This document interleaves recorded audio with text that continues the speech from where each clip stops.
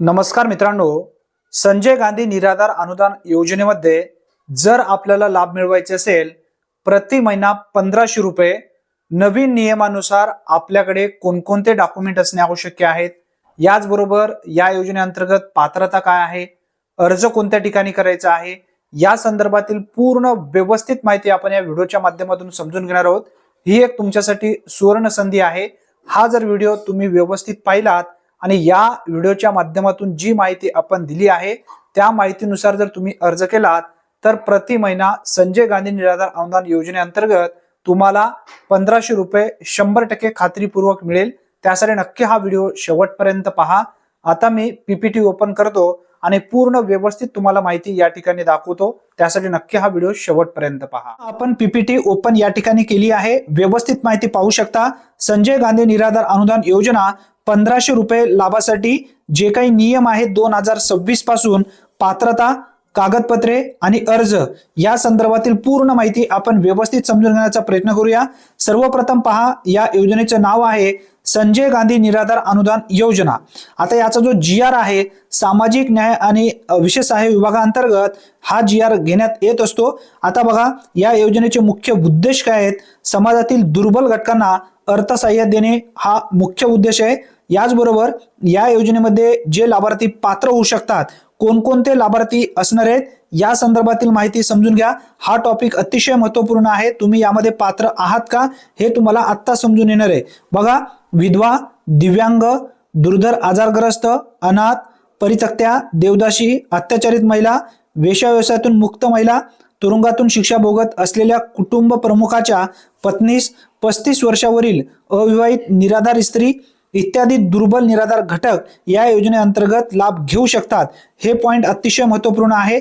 आता आपण समजून घेऊया यासाठी कोणकोणते डॉक्युमेंट लागतात व नियम काय आहेत। बघा, कागदपत्रे सांगण्यात आलेली आहेत इथं। विहित नमुन्यातील अर्ज, आता अर्ज कोणत्या ठिकाणी भेटणार आहे, अर्ज कोणत्या ठिकाणी करायचा आहे या संदर्भातील माहिती सुद्धा पुढे व्यवस्थित समजून घेऊया। बघा, वयाचा दाखला जो आहे किमान 18 ते 65 वर्ष असणे आवश्यक आहे।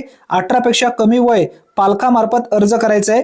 त्यानंतर बघा, किमान 15 वर्षापासून महाराष्ट्र राज्याचा रहिवासी असणे आवश्यक आहे। विधवा महिला अर्जदाराकरिता पतीचा मृत्यू दाखला आवश्यक आहे। त्याचबरोबर दिव्यांग जिल्हा शल्य चिकित्सकांचा दिव्यांगताचा दाखला आवश्यक आहे, किमान 40% असणे आवश्यक आहे। जो काही दिव्यांग आहे तो अनाथ दाखला, जर अनाथ असेल तर अनाथांचा दाखला गरजेचा आहे। त्याचबरोबर दुर्धर आजारग्रस्त तुम्ही जर असाल तर दुर्धर आजार प्रमाणपत्र तुमच्याकडे असणं आवश्यक आहे। उत्पन्नाचा दाखला सुद्धा तुमच्याकडे असणं गरजेचं आहे।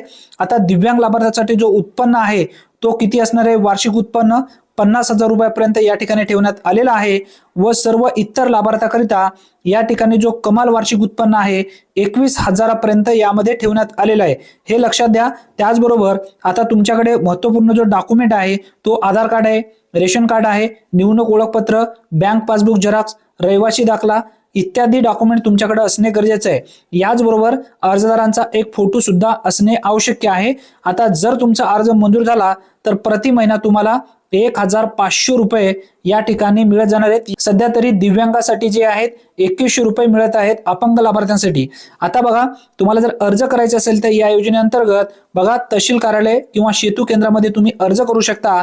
जर ऑनलाईन तुम्हाला अर्ज करायचे असेल तर बघा, आपले सरकार mahaonline.gov.in यावरती जाऊन तुम्हाला अर्ज करता येणार आहे।